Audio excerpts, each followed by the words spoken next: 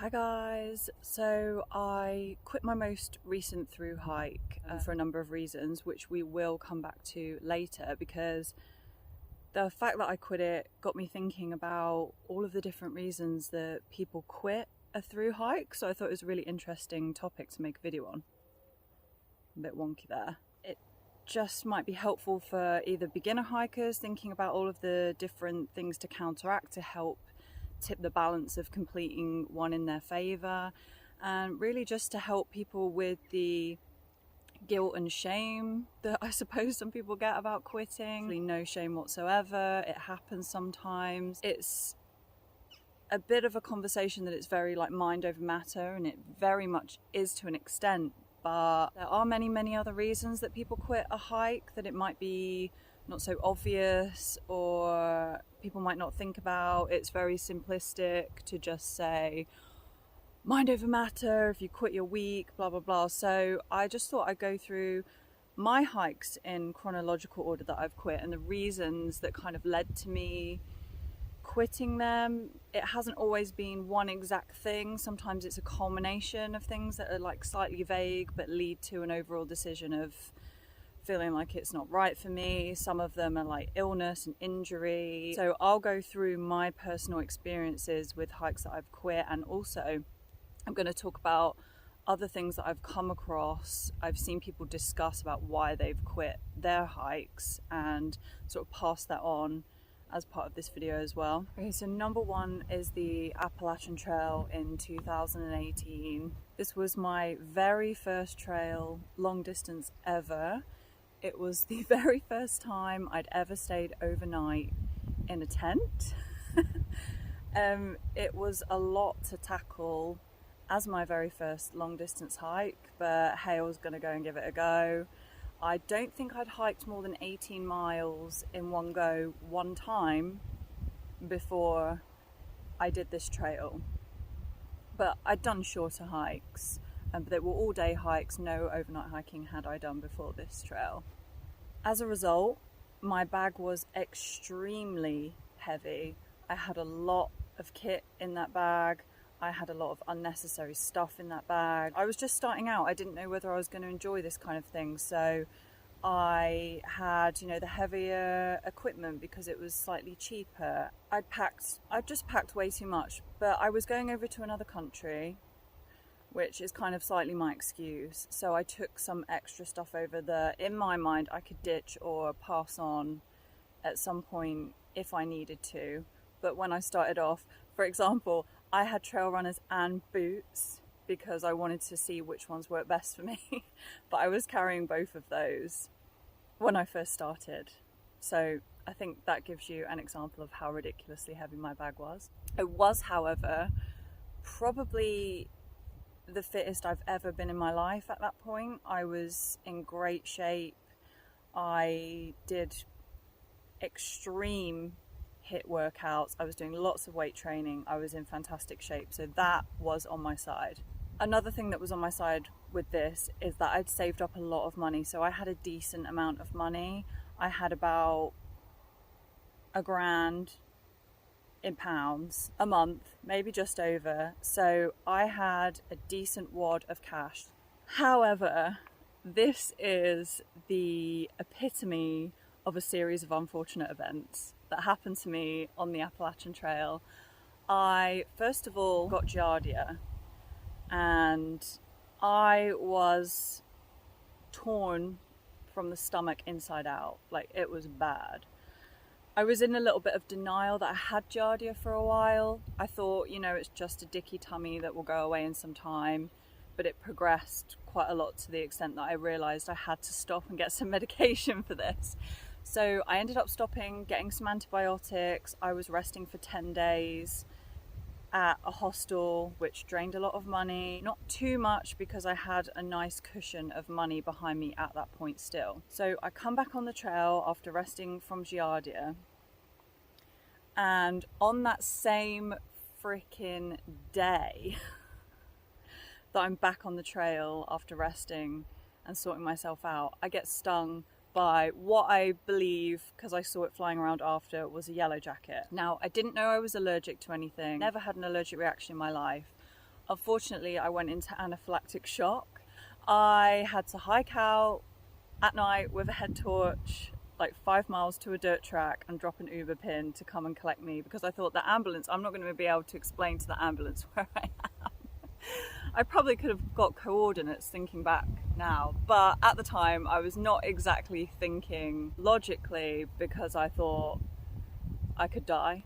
So I dropped an Uber pin and Ubered it to the hospital. Yeah, I had to have 2 EpiPens for that, and it took me 2 weeks to recover from my anaphylaxis. I got back on the trail after that. I did another 300 miles, I think, after I was in anaphylactic shock, which I think is pretty good going. But I was weaning off of steroids because it had taken a lot of steroids to get my body back into some kind of normality. I had a lot of inflammation, I had a lot of hives. So I was struggling big time when I got back on the trail. I was going from doing like 22-25 miles a day. I was like exhausted after 7 miles. Like, I was suffering big time. And because I was so technically behind the season of the trail, I was in West Virginia, I want to say, and the heat and humidity were just so intense. Like, I could not drink enough water for the amount that I was sweating out. It was crazy. My electrolytes I needed to replace, like, constantly. I was like drinking like 4 or 5 liters a day, and it just felt like it wasn't doing anything. So by that time I was just absolutely exhausted. I was done. I was so over it. I probably felt a bit vulnerable because all of those things had happened. It was purely awful luck, but my body just couldn't take any more. So that's a culmination of reasons that I ended up getting off of the Appalachian Trail in the end. Silver lining is that I did get, because I had 3 months left on my visa, I did get to go out west and explore Nevada, Arizona, which I hiked the Grand Canyon rim to rim. I got to go to Utah and see all the hoodoos, and I hiked in Buckskin Gulch, which was like so amazingly stunning. I saw so much stuff. I went to Colorado, I hiked a 14er. It was just the most amazing experience to go out west and experience that completely different climate. So in a way, I feel like it worked out for me, because I never would have been able to see all of those things if I'd finished the AT. Obviously, that is always in my head. Like, I genuinely consider it to be one of my biggest failings in life. And that's ridiculous, because I still got halfway. After all of that, I still managed to get to Harper's Ferry. I hiked just over 1,000 miles. Okay, next one I quit was the Coast to Coast in 2020. This was amidst the coronavirus crisis. I ideally wanted to go and hike the Tour de Mont Blanc and the Haute Route, which I've been saying for years now, back to back. I wanted to do both of those. That was in my head. Coronavirus hit. I was essentially stuck in the UK. I hiked the West Highland Way around about that time successfully, was really happy, loved it, loved Scotland. It's so wild and beautiful. You could camp wherever you wanted. Gorgeous, loved it. So I was like pumped for another hike. And because I couldn't go do the Tour de Mont Blanc or the Haute Route, I stayed here in England, and I thought, well, I've got hikes on my doorstep, I'm going to try and do the coast to coast. Probably first and foremost about this trail, the thing that went wrong for me is that I didn't do enough research regarding it, because by that time I've been on 2 major trails, the Appalachian Trail and the West Highland Way, and I imagined a trail. You know, the Coast to Coast is a designated national trail, so I imagined an established trail. What I didn't realise was it's a series of interconnecting public footpaths, which I didn't really like. I understand that in the UK, like, it's kind of necessary because all of the land is owned by greedy SOBs, so we essentially have to have tiny little footpaths that go around every greedy bastard's land. It's a route created via all of these interlinking footpaths, and I just hated it. I felt like I was walking around people's houses all the time. I was road walking all the time. I was walking down like dog shit alleys down the back of an estate, and it just wasn't for me. It didn't feel wild enough. Now, by this time as well, in 2020, I had hiked the Appalachian Trail. I'd gone out west in America and seen all those awe-inspiring, beautiful places. Like Colorado is just absolutely jaw-dropping. The mountains, the scenery, the foliage, everything is just stunning. It's like you can't actually believe it's reality. It seems like a postcard. In 2016, I travelled in Thailand and Laos and motorbiked Vietnam and gone through Cambodia, and you know, when you see Halong Bay and Sapa in Vietnam, it's just madness. It's so stunning. You know, hiked Buckskin Gulch, as I said before, in Utah, and seen the desert, and I realise that it's quite a privileged point to make because I've been able to see all of these places. But I will add that I've purposely made my life uncomplicated in a way that I can visit these places like I've discussed in other videos. I don't have a mortgage, I don't have kids, I don't really overbuy on stuff, like I don't have finance on things. So like, be a little bit gentle with me, although I still realise that it takes a certain amount of privilege to travel and see all of these things. But my point is that I've seen amazing places, and so some fields with cows and sheep and some shepherd's huts on the coast to coast just really were not doing it for me, and they didn't feel like they were worth the money or the effort, because essentially, like, hiking costs money, and it costs more than you think it does. I was just thinking, okay, I can't do the Tour de Mont Blanc or the Haute Route or any other hike abroad this year, but I could save this money and do something much more beautiful next year in 2 years' time or whatever. Basically, to put it in a nutshell, it didn't live up to my expectations at all. And also, having hiked on the AT and that being my very first experience of hiking, I was used to being in a community of hikers, and I like not seeing people for a certain amount of time. I don't want to be walking in groups and groups of people all the time, and I'm quite an introverted person. I like time to myself. Like I always solo hike. But I was missing that sense of camaraderie that I've had on other hikes. Even to an extent, the West Highland Way, there was enough people to bump into. Like, I met a group of German boys and had, well, guys, they were quite young, and had some beers with them and had a chat with them at the end of the day. It was just, I was missing that end of the day chatter. I was missing that community. I was missing that camaraderie. Those people that give you a plaster for your blister, or swap some noodles that you don't like for some that they don't like, you know, all of that kind of stuff. And I didn't realise how important that was to me until I hiked in the UK, where we just don't have that hiking community because we have extremely restrictive hiking laws. Not hiking laws, we have extremely restrictive wild camping laws, and I think that deters people because it ends up costing a lot of money to stay in lots of campsites, because essentially people don't want to put up their tent at 9 p.m. at night and worry that someone's going to come by and say, can you move on, and then get up at 5 a.m. in the morning. People want to a certain extent, relax and enjoy it and take that time. Well, I do anyway. I also wasn't the fittest on this hike that I have been, because we've been in lockdown, the gyms have been shut, I didn't have the same access to all the same equipment that I use, although it's, you know, you train for a hike with your cardio and you're walking and all that kind of stuff. Like, I love my weights, and I just didn't feel like I had the same like muscle power that I'd had on previous hikes. So I wasn't quite as fit, or I didn't feel in the same good shape that I was before. So it's that whole combination of things that ended up getting me off this hike.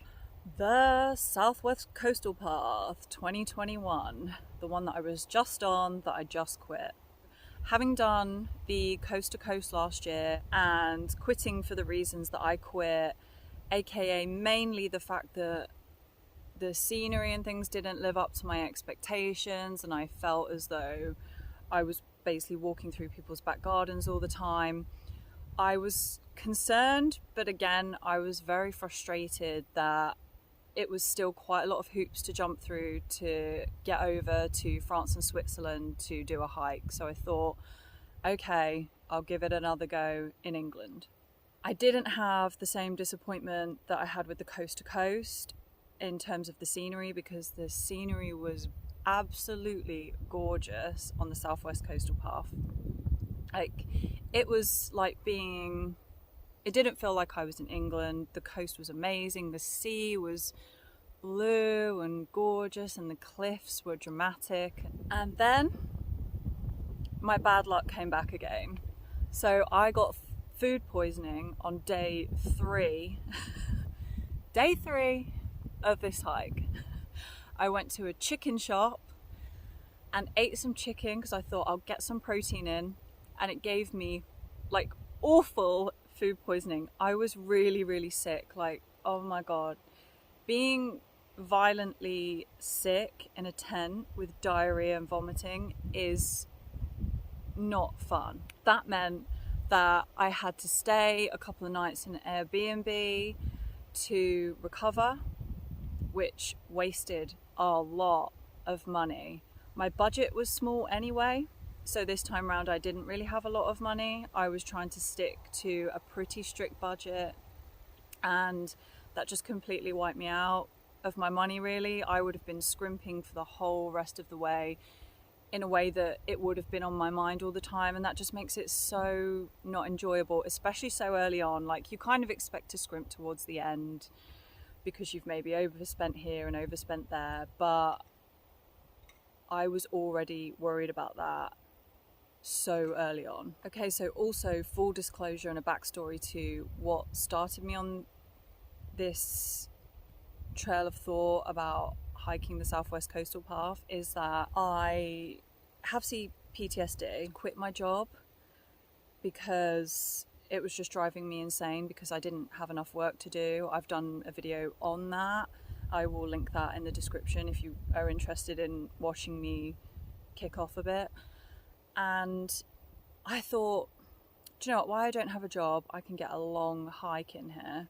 Looked up in Europe, the travel restrictions were still pretty, like I said, lots of hoops to jump through, so I thought I'll stay in the UK. My point is that I probably wasn't quite there mentally because I was quite stressed, I was a bit fraught about things, I feel like this word's so overused, but I was a bit triggered with my PTSD. I just felt a little bit on edge. Then there was the community issues again.